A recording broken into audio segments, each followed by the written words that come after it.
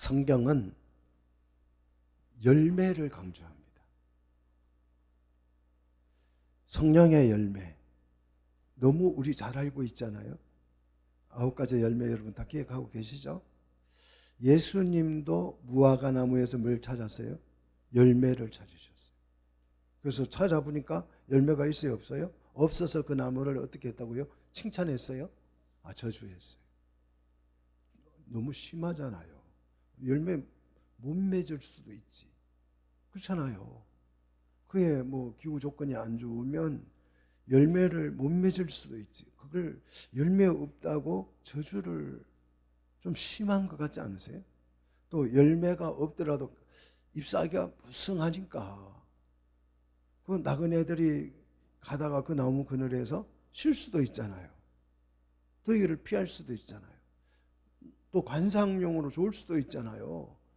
어찌 열매 하나 없다라고 해서 주님이 그 나무를 저주해서 나무가 위에서부터 뿌리까지 말랐더라. 하나님께서도 천지 창조하실 때에 열매 맺는 나무와 열매 맺는 곡식을 창조하셨다고 그랬어요. 포도 열매 얼마나 성경에 많이 강조합니까? 이런 말씀도 있어요. 열매가 없을 때에는 어떻게 해버리라? 찍어버리라. 뽑아버리라. 3년 동안 관리를 했는데도 열매를 맺지 못하니까 어떻게 해버리라고요? 잘라버리라. 찍어버리라는 것이에요. 심지어 이런 말씀도 있어요. 열매로 알리라. 열매로 알아본다는 거예요. 여러분, 하나님께서 여러분을 보실 때 열매로 보지 얼굴을 안 봅니다. 열매로 우리를 안다는 거예요. 주님, 내가 이런 교회 와서 얼마나 열심히 봉사했고 충성했고요. 정말 나는 교회 이가 그냥 반짝반짝 빛나도록 씻고 닦고요. 얼마나 내가 충성을 많이 했는지요. 이런 말은 아무 소용이 없다 이거예요. 내가 교회 갈 때 얼마나 예쁘게 화장하고 잘 갔는데요. 한 추도 안 빠졌는데요. 이런 말은 의미가 없다. 우리 주님은 뭘로 나를 안다고요? 열매를 보고 한다. 내게 무슨 열매가 있습니까? 여러분, 열매를 오늘 한번 체크해 보시기를 축복합니다. 자, 구약의 3대 절기. 구약의 3대 절기는 모두 형식은 다르지만 3대 절기가 다 형식은 다르지만 공통점이 있는데 그게 뭐냐 그러면 추수절이라는 바탕을 가지고 있어요. 3대 절기가 모두 다 이 추수절이라고 하는 이 의미를 가지고 있습니다. 그 추수절이라는 바탕 위에 3대 절기가 세워져 있어요. 자, 이 추수절은 무엇과 관련이 있느냐? 열매와 관련이 있습니다. 믿습니까? 자, 유월절은 우리가 말하는 그 유월절, 또 무교절이라고 부르는 이 절기는 보리의 첫 열매를 가지고 절기를 지키는 거예요. 보리의 첫 열매, 유월절은 오순절이라고 불리는 이 77절은 밀의 첫 열매를 가지고, 그러면 초막절, 수장절은 감람나무 열매나 무화과 열매를 가지고 하나님 앞에 이 절기를 지키는 것이에요. 성경은 크게 곡식 열매와 나무 열매를 구분해서 말하고 있어요. 잘 들어보십시오. 이거 처음 들어보는 얘기죠. 무슨 성경 열매면 열매지 무슨 또 곡식 열매와 나무 열매를 구분하는가.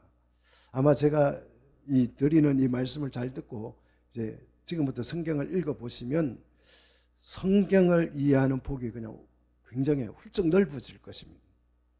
자, 성경을 이해하는 폭이 넓어진다. 이 말은 무슨 말이냐 그러면 말씀을 읽을 때에 이런 이 말씀의 의미가 있어서 하고 그 말씀이 깨달아질 거예요. 그걸 우리는 뭐라고 불러요? 말씀을 통해서 은혜 받았다 그러는 거예요. 말씀이 막 이해되면, 말씀의 비밀이 이해되면 나의 생각과 삶이 확 바뀌어요. 그게 은혜고 부흥이라고 표현하는 것입니다. 아마 오늘 이런 설교는 어디서 평생 처음 들어보는 설교일 수도 있어요. 한번 잘 귀담아서 들어보시면 성경을 통해서 정말 풍성한 은혜를 정말 많이 받을 줄로 믿습니다. 자, 성경이 곡식 열매를 말씀하실 때는 무슨 얘기를 강조하냐 그러면 추수를 강조해요. 나무 열매를 말씀하실 때는 뭘 강조하냐 그러면요. 이제 읽어보셔요. 나중에. 심판을 강조해요. 자, 비근한 예로 딱 한 가지씩만 예를 들면 이렇습니다. 열매 맺지 못하는 나무마다 도끼가 어디에 놓였다? 그 나무의 뿌리에 놓였다. 이 심판을 강조해요. 나무 열매를 이야기할 때에 도끼가 이미 열매를 맺지 못하면 그 뿌리에 놓여 있는 상태다. 이 뜻이에요. 밭에 곡식을 강조할 때, 말씀하실 때는 추수할 것이 많아서 곡식이 휘어져 추수할 때가 가까웠나니 너희는 기도하라는 거예요. 무슨 기도요? 추수할 일꾼을 보내주소서. 그래서 곡식 열매를 이야기할 때는 뭘 강조해요? 추수를 강조하고, 나무 열매를 말씀하실 때는 심판을 강조한다는 거예요. 여러분 이제 성경을 읽어보면 와, 성경이 이런 구조로 기록이 되어져 있구나 하는 것을 금방 이해하게 될 줄로 믿습니다.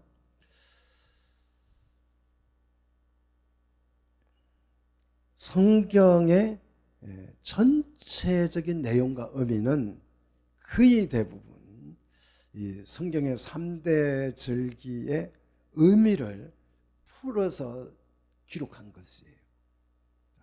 3대 절기를 전부 다 풀어서 설교한 내용들이 대부분 신약 성경이라고 생각하시면 됩니다.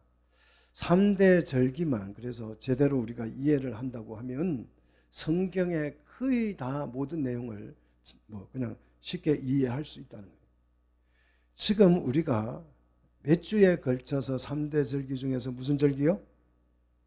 무슨 절기에 대해서 지금 제가 설교를 하고 있습니까? 예? 오순절. 오순절에 관한 설교를 지금 소개하고 있습니다.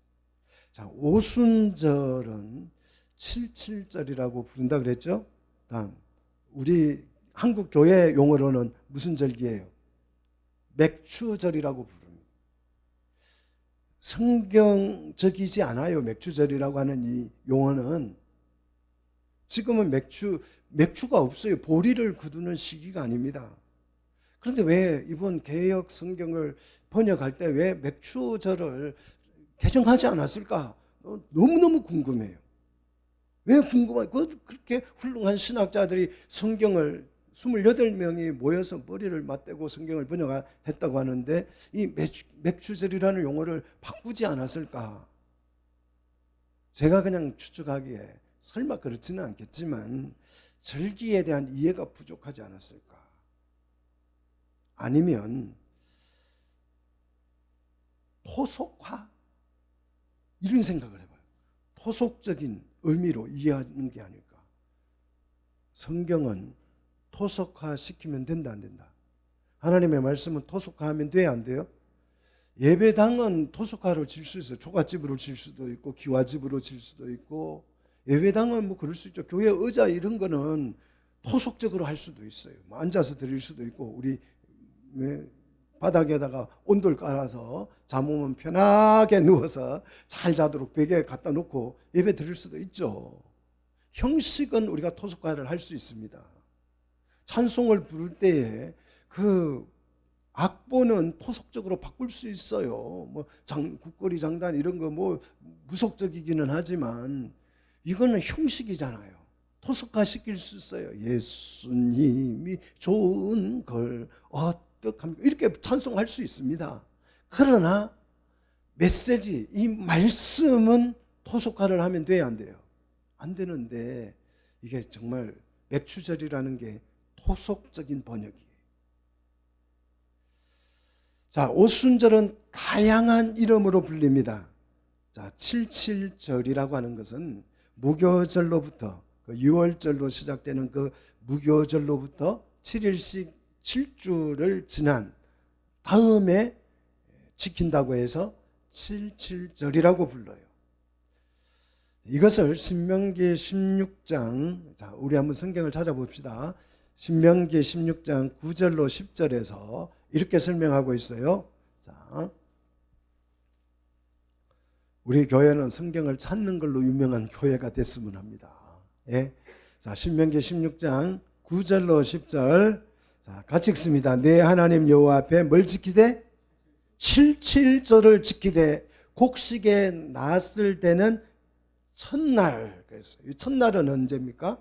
무교절 6월절로부터 시작되는 그 무교절 보리를 추수하는 첫날을 말해요. 그 첫날부터 7주를 뭐 해서요? 계수하여 그랬어요. 헤아리라는 것입니다. 자, 디데이 50일 정해놓고 그 날을 하루하루 세어가면서 계산해가면서 내 하나님 여호와 앞에 뭘 지키되? 77절을 지키되. 자, 50일을 계산해가면서 77절을 지키라. 이렇게 오늘 성경은 우리에게 말씀하고 있어요. 굉장히 이 절기가 중요하겠죠. 그러니까 50일을 헤아리면서 요즘 아이들은 수능이 중요해요. 그러니까 고3들은 수능 디데이 며칠. 여러분 중요하지 않으면 뭐 디데이 이런 거 합니까? 뭐 올림픽 디데이, 뭐 대단한 걸 할 때 디데이 하잖아요. 오늘 이 77절이라고 하는 것은 이 이름 자체에 50일을 헤아리라고 하는 카운트다운 하라고 하는 굉장한 중요성을 강조하고 있는 거예요. 그 다음 오순절이라고 하는 별명은 10일씩 5번을 헤아린다. 그래서 오순이에요. 오순. 자, 이 오순절에 누가 오셨어요? 성령님이 오셨어요. 성탄절에 누가 오셨어요? 예수님이 오셨어요. 자, 오순절에 누가 오셨다고요? 성령님이 오셔서 성령 강림절이라고도 부릅니다. 근데 우리나라 캘린더를 보시면, 절기를 보시면 성령 강림절이 따로 있고 맥주절이 따로 있고 그래요. 신기해요.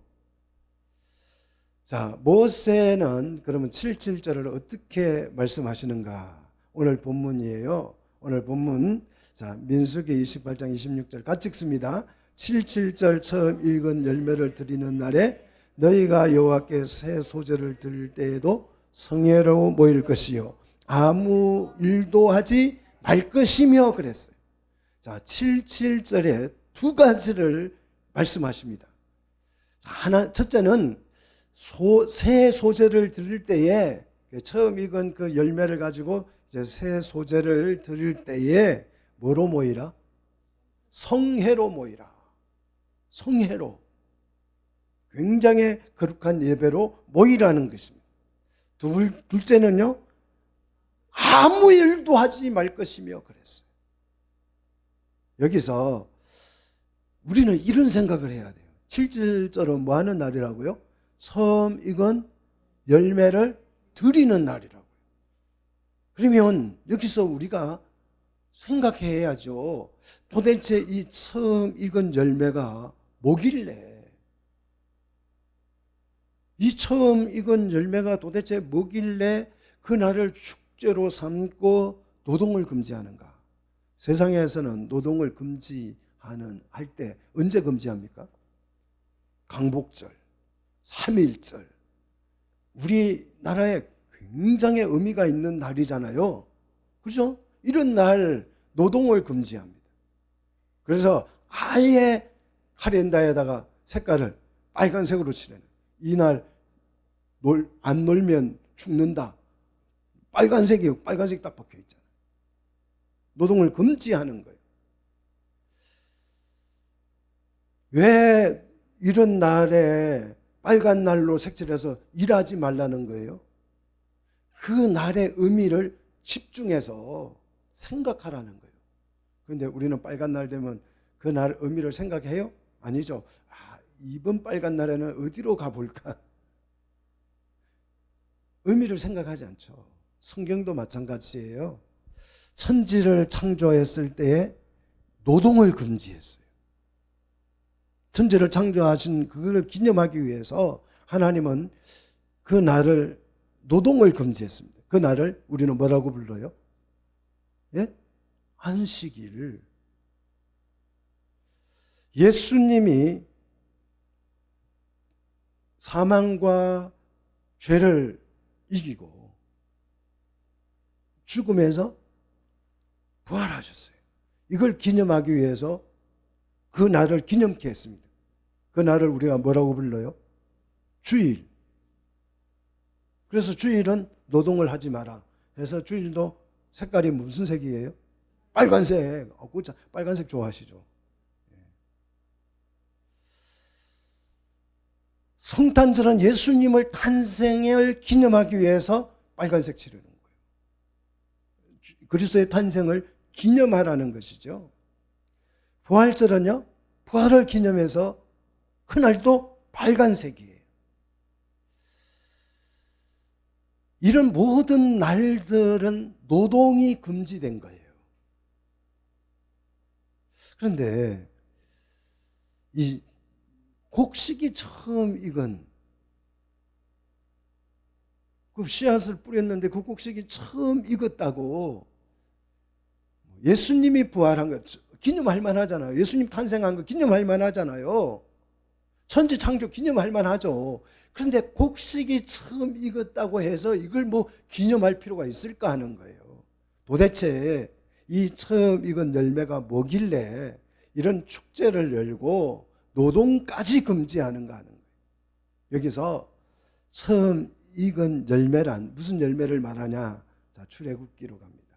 출애굽기 34장 22절이에요. 자, 출애굽기 34장 22절.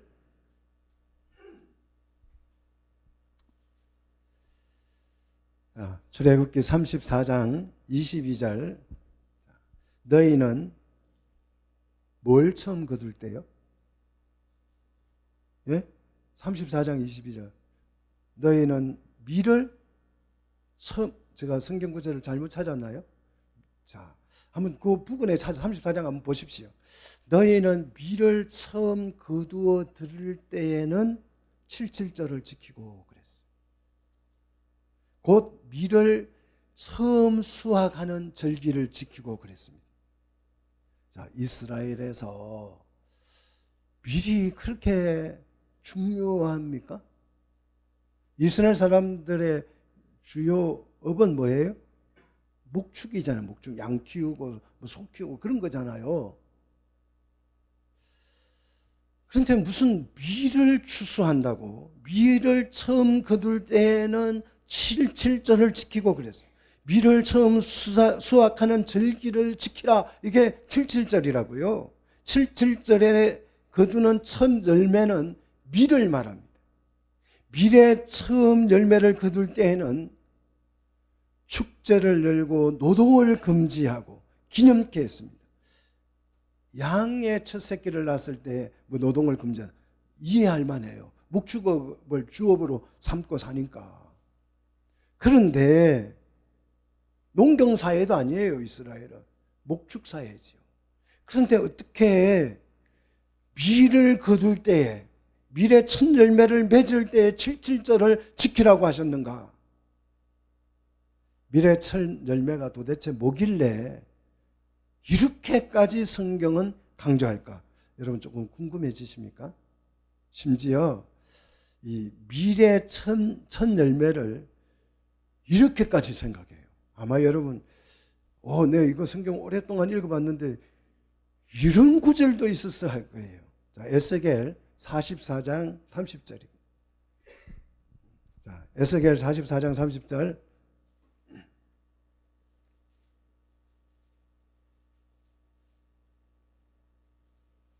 자, 같이 읽습니다. 또 각종 처음 익은 열매와 너희 모든 예물 중에 이것도 잘못 찾았어요? 이거 맞지요? 이건 에스겔 44장 30절. 자, 같이 읽자 할 때는 좀 소리를 크게 내서 같이 아직 성경이 에스겔이 아마 신약인 줄 알고 구약입니다. 구약. 죄송합니다. 구약 성경이에요.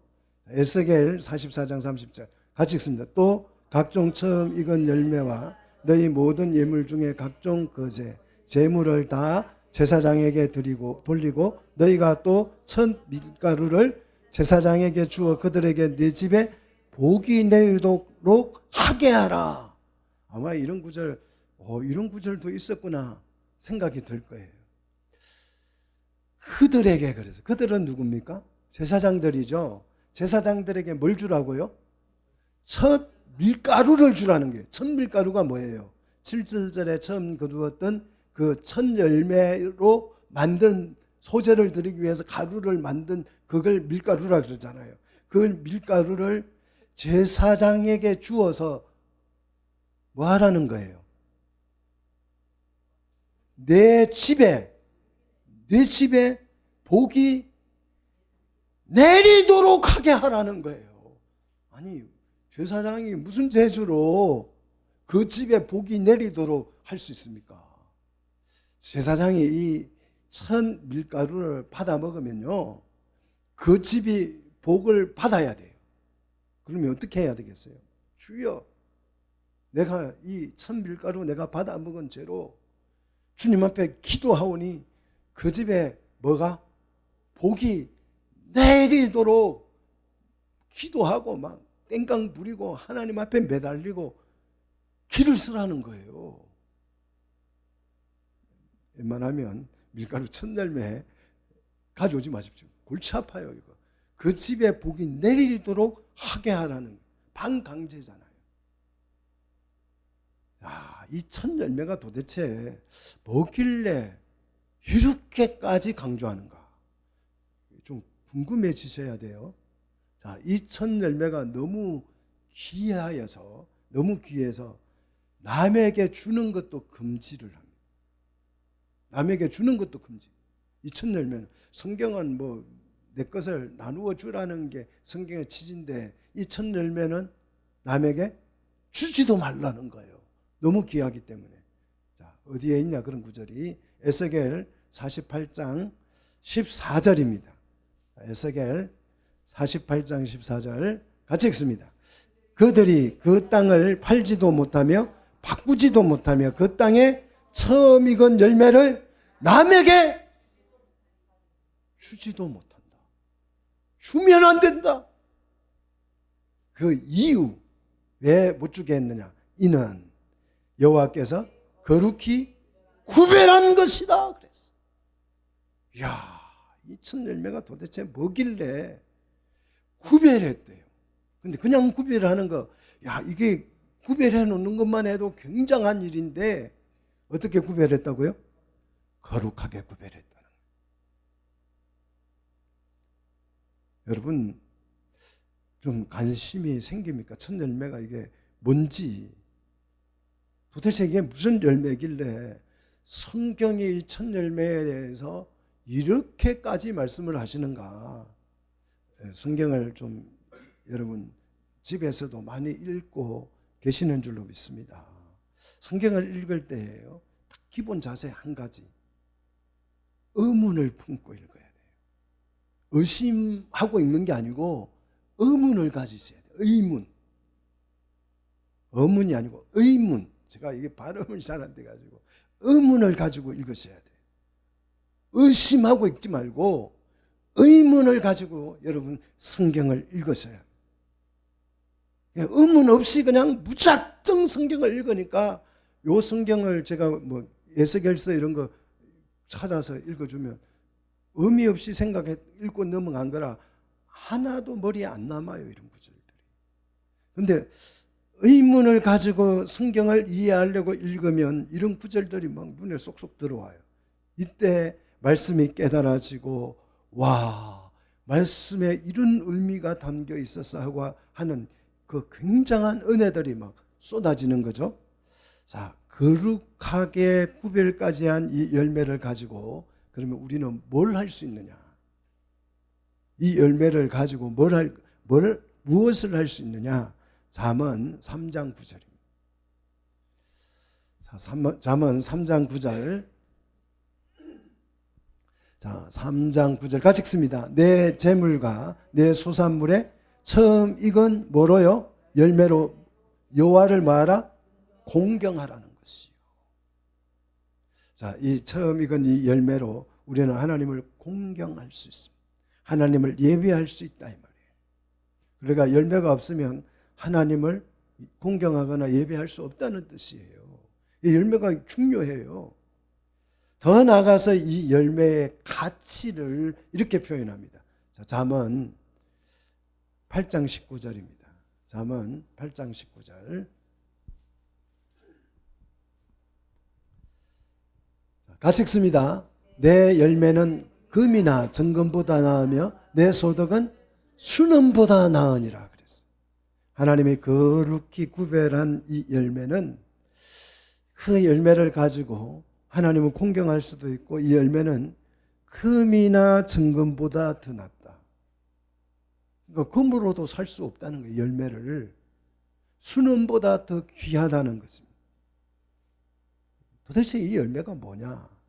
열매가 뭐길래 팔 수도 없고 남에게 줄 수도 없고 살 수도 없고 그 열매를 맺었다고 축제를 열고 노동을 금지하고 이 열매 맺힌 것을 기념하게 했느냐? 자, 이걸 이제 제가 해석해 드리겠습니다. 제가 해석해 드리는 게 아니고 우리 사도 바울이 해석해 주죠. 자, 이런 신약 성경의 해석, 복음적 해석이라고 그래요. 구약의 이 의미를 이제 복음적으로 해석해 주는 거죠. 자, 어디에 해석해 주고 있냐 그러면 로마서입니다. 이거는 이제 신약 성경입니다. 로마서는 로마서 6장 22절. 자, 6장 22절. 그러나 이제는 너희가 죄로부터 어떻게 됐어요? 해방되고 그랬어요. 죄로부터 해방된 절기를 구약식으로 말하면 유월절이라 그러고, 그래서 유월절에 십자가 사건을 의미하는 거죠. 그래서 이 유월절에는 피가 나와요. 무슨 피요? 어린 양의 피. 이해되세요? 십자가 사건이기 때문에. 자, 이 십자가 사건 이후로부터 날짜를 헤아려서 며칠째요? 50일째 오순절, 추수절을 지키는데 이때 무슨 열매로요? 미래 첫 열매로 77절을 지키는 거잖아요. 그래서 자, 그러나 이제는 너희가 죄로부터 해방되고 하나님께 뭐가 돼요? 종이 되어서 거룩함에 이르는 열매를 맺었다. 자, 6월절에 죄로부터 우리가 해방이 되어서 50일을 지나서 열매를 맺었어요. 하나님의 뭐가 돼서? 종이 되어서 어디에 이르는 열매요? 거룩함에 이르는 열매를 맺었으니 막 바울이 박수치잖아요. 애굽의 종이던 사람이 하나님의 종으로 신분이 변화되어서 언제요? 6월절에 이 신분이 변화되는 거예요. 죄에서 해방됐기 때문에. 신분이 감옥에서 나오면 신분이 죄수에서 시민으로 신분이 바뀌잖아요. 여러분 6월절에 죄 사함을 받으면 여러분의 신분은 어떻게 돼요? 변화돼요. 그래서 애굽의 종, 세상의 종이든 죄의 종이든 우리가 죄에서 해방되면 하나님의 종이 되어서 무슨 열매를 맺어요? 거룩함에 이르는 열매를 맺었으니 그랬어요. 오순절은 무슨 열매를 맺는 날입니까? 거룩함에 도달하는, 거룩함에 이르는 열매를 맺는 날이다. 그러면 이 열매가 무슨 열매냐? 그냥 위를 맺는 것이냐? 아니에요. 뭘 맺는다? 이 열매의 결과를 이렇게 소개하죠. 그 마지막은 뭐다? 영생이다. 마지막이라고 해서 좀 번역이 어려운데요. 이 열매의 결과물은 거룩함에 이르게 하는 이 열매의 결과는 뭐다? 영생을 얻는 것이다. 영생의 열매를 맺는 날이 언제예요? 오순절에. 그럼 영생이 뭐냐? 죄의 반대 개념이겠죠. 죄의 삭선? 사망. 이 사망의 반대 개념. 그럼 영생이 뭐냐? 로마서 6장 23절. 자, 6장 23절 그 다음 구절입니다. 죄의 삭선 사망이요 하나님의 은사는 그리스도 예수 우리 주 안에 있는 뭐다? 영생이라.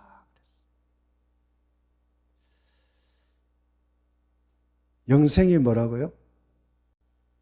우리 주 예수 그리스도 안에 있는 영생. 이 영생은 하나님의 은사다. 은사라는 말은 하나님의 선물이라는 것이에요. 자, 구약에서 이렇게 강조하는 미래 첫 열매, 이 열매는 뭘 상징하는 것이다? 예수 안에 있는 영생을 의미하는 것이다. 여러분, 성경의 깊이가 이해되기를 주의 이름으로 축복합니다. 그래서 구약의 이 절기를 모르면 막 영생을 얻는다 이런 얘기들은 허공에다가 허공에서부터 얘기하는 거예요. 허공에서 얘기하는 거예요.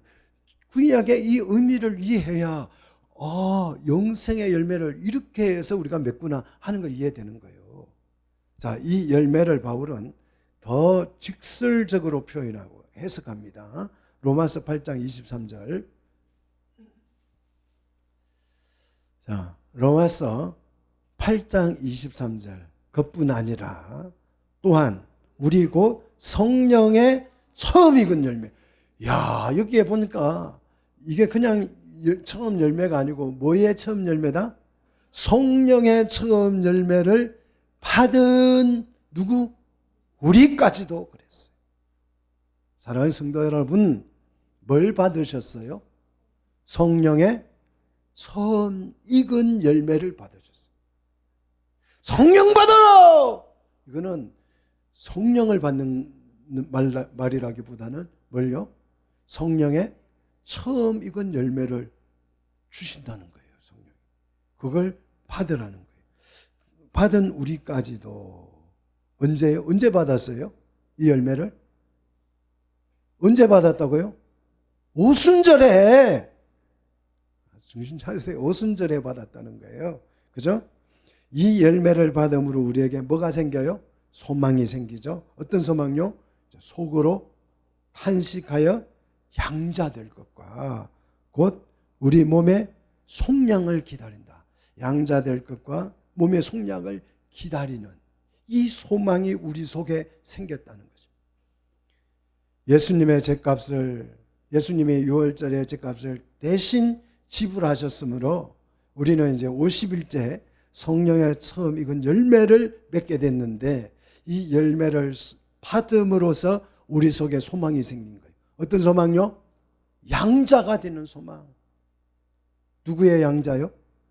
하나님의 양자가 되는, 하나님의 자녀가 되는 그 소망이 우리에게 생긴 거예요. 비로소.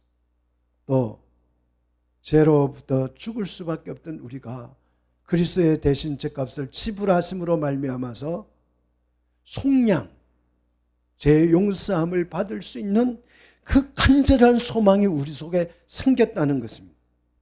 소망 없던 우리가 성령의 처음 익은 열매를 받아서 양자되는 소망과 속량의 소망을 갖게 됐다는 것입니다. 자, 예수님은 이 열매를 맺게 하시려고 어떻게 하셨느냐? 자, 야고보서 1장 18절입니다. 야고보서 1장 18절.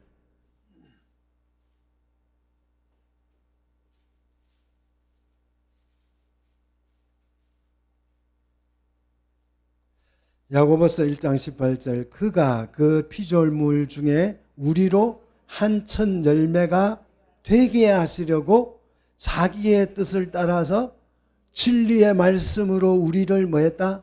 낳으셨다. 뭘 맺게 하려고요? 천 열매를 맺게 하려고 진리의 말씀으로 우리를 낳았다는 것입니다. 자, 말씀으로 낳았으면 우리는 뭘 먹어야 돼요? 말씀을 먹고 살아야 뭘 맺을 수 있다? 진리의 천 열매를 맺을 수 있다는 거예요. 그래서 부지런히 성경을 읽으라고 강조하는 것입니다.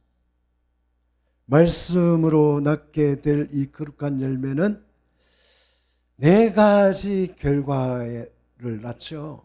자, 네 가지 결과를 낳게 되는데 계시록 14장 4절이에요. 계시록 강해를 통해서 배운 말씀이지만 우리 한 번 더 다시 읽어보도록 하겠습니다. 계시록 14장 4절, 네 가지 결과를 맺게 되는데요. 첫째는 순결입니다. 이 사람은 여자와 더불어 더럽히지 아니하고 순결한 자라 그랬어요. 두 번째는 순종이죠. 어린 양이 어디로 인도하든지 따라가는 자며, 세 번째는요 속량이죠. 사람 가운데서 속량을 받아 처음 열매가 되는 거죠. 그 다음 네 번째는 소속이 되는 거죠. 하나님과 어린 양에게 속한 자들이니. 이 열매에서 이제 뭐가 나오느냐?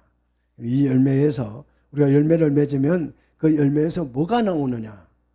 자, 열매는 열매가 결론이 아니에요. 열매에서 뭐가 나와요. 뭐가 나오는지 한번 봅시다. 마가복음 4장입니다. 마가복음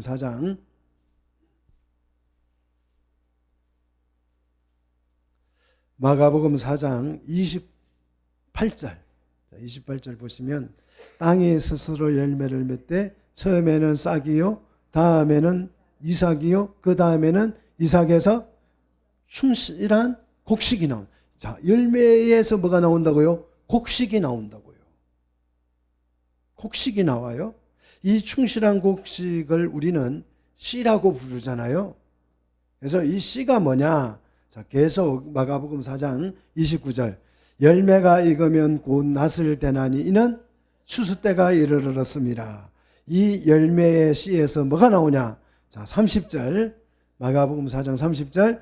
또 이르되 우리가 하나님의 나라를 어떻게 비교하며 또 무슨 비유로 나타낼까? 31절. 게사씨 한 알과 같으니 땅에 심길 때에는 땅 위의 모든 씨보다 작은 것이로되. 32절. 심긴 후에는 그랬어요. 자라서 모든 풀보다 커지며 큰 가지를 내나니 공중의 새들이 그 그늘에 깃들일 만큼 되느니라 그랬어요. 이 작은 씨가 종국에는 엄청난 뭐가 된다? 하나님의 나라가 된다. 이게 기독교예요. 여러분 엄청나지 않습니까? 예?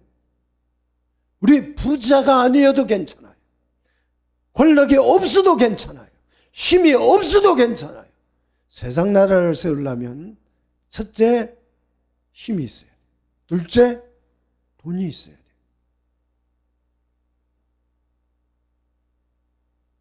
힘과 돈이 있어요. 그래서 이걸 얻기 위해서 이재명 씨가 북한에다가 100억을 갖다 준 거 아니에요. 나 한 번만 북한에서 초청해달라고. 야, 초청 한 번 해주는데 100억을, 만약에 여러분 그 초청장이 성사가 됐으면 지금 이재명이 대통령 됐을 거예요. 윤석열과 이재명의 표차가 0. 몇 프로죠? 이상호 집사님 몇 프로 차이 났어요? 지금 설교 안 듣고 뭐 하는 거예요 도대체 지금? 예? 저러고 있어도 또 요약해서 페이스북에 올리는 거 보면 다 알고 있더라고요. 머리 좋은 사람 좀 다르죠. 윤석열과 이재명의 표차가요? 0.7%. 만약에 북한의 초청장을 받아서 갔다 왔으면 지금 이재명이 대통령하고 있겠죠. 굉장한 거예요. 굉장한 겁니다. 자, 우리는 하나님의 나라를 이루는데 뭐 힘이 없어도 권력이 없어도 뭐가 없어도 다 괜찮습니다. 뭐만 있으면 돼요? 아, 이걸 또 몰라. 이게 지금 본질인데, 힘 없어도 괜찮고, 뭐 용기가 없어도 괜찮고, 사람이 없어도 괜찮아요. 근데 뭐가 있어야 돼요? 씨가 있으면. 이걸 뭐 하면? 심으면. 심어서 자라서 뭐가 된다? 하나님의 나라가 된다. 그래서 이 열매가 귀한 거예요. 이 열매 하나 맺는 게 귀한 것입니다. 그래서 이걸 그냥 말로 설명을 할 수가 없어서 비유로만 예수님이 설명했다는 거예요. 마가복음 4장 33절에 예수께서 이러한 많은 비유로 그들이 알아들을 수 있는 대로 말씀을 가르치시되 알아들을 수 있도록 비유로 설명을 했다는 거예요. 그런데 34절 비유가 아니면 말씀을 하지 아니하시고 다만 혼자 계실 때에 제자들에게 모든 것을 또 해석해 줬다는 거예요. 비유로 말한 것은 알아들을 수 있게 했는데 그것도 못 알아들어서 혼자 있을 때 제자들에게 이 비유를 뭐 했다? 설명을 또 다시 해줬다는 거예요. 사랑하는 성도 여러분, 이렇게 막 설교를 하는데도 좀 알아들으시기를 축복합니다. 네. 이 열매가 뭐냐? 바로 우리이고 우리가 곧 교회이고, 여러분 성경을 읽을 때 교회가 보이셔야 해요. 교회를 통해서 많은 열매를 맺어서 하나님의 나라가 될 줄로 믿습니다. 이 교회는 매우 작게 시작될 것이며 끝내 뭐가 될 것이다? 하나님의 나라가 될 것이다. 할렐루야. 교회를 보면 하나님의 나라가 보이셔야 해요. 이 열매를 하나님은 지금도 막 모으고 계셔요. 모으고 계셔요. 진짜예요. 제 얘기가 아니고 성경이 그렇게 말하고 있잖아요. 요한복음 4장 36절. 요한복음 4장 36절입니다. 자, 4장 36절. 거두는 자가 이미 삭도 받고 영생에 이르는 열매를 모으나니. 자, 영생에 이르는 열매가 오순절 열매이고 우리라고 그랬어요. 그죠? 자, 영생에 이르는 열매를 뭐 한다고요? 모은다고 그랬어요. 자, 모으면 모임이 되고, 모으면 모임이 되고, 모이면 교회가 되는 거예요. 아멘입니까? 자, 모으면 모임이 되고, 모으면 교회가 되는 것이. 왜 그러면 이 교회라고 하는 열매를 맺으셨는가, 모으시는가? 자, 계속 보십시다. 36절 계속 보십니다. 이는 뿌리는 자와 거두는 자가 함께 즐거워하려고. 오늘 말씀을 제대로 들으신 분은 유월절을 지나서 오순절까지의 열매를 완전히 이해했을 것이. 성도는 열매가 열려야 하지만 이 열매는 반드시 설익으면 안 돼요. 익어야 됩니다. 익어야 그 속에 뭐가 나와요? 씨가 나와요. 설익은 열매 여러분 열어보시면 안에 씨가 어떻게 돼요? 없어요. 익어야 그 속에 뭐가 맺힌다? 씨가 생긴다는 거예요. 씨가. 하나님은 그래서 익은 열매를 원하시고 익은 열매 중에서도 무슨 열매요? 오순절의 첫 열매. 인류 역사에서 오순절의 첫 열매를 맺은 것은 교회밖에 없어요. 그러니까 교회만 첫 열매예요. 세상에 오순절에 맺힌 열매가 뭐가 있어요? 없잖아요. 오순절에 맺힌 열매는 교회밖에 없다. 우리는 성령의 이 처음 익은 열매를 받았어요. 그 우리 속에 뭐가 있어요? 그 열매의 결과가 뭐라고요? 영생이라 그랬잖아요. 그래서 영생을 얻은 사람들이 오늘 여기에 모여서 교회를 이룬 것이요. 이 교회가 자라서 뭐가 될 것입니까? 하나님의 나라가 될 줄로 믿습니다. 하나님은 지금도 그래서 이 열매들을 모으고 계셔요. 뭐 하려고? 함께 즐거워하고 싶어서, 잔치하고 싶어서. 그날 혼인잔치를 주님이 여실 줄로 믿습니다. 우리 함께 열매를 모읍시다. 열매를 모아서 교회가 됩시다. 하나님의 나라를 이루어 갑시다. 오순절에 우리는 교회에 관한 기대로 막 부풀어져야 돼. 6월절 지났잖아요. 오순절까지 50일 헤아려 갈 때에 뭐 사순절 이런 거 성경 없는 거 만들지 말고 제발 있는 것이라도 잘하자.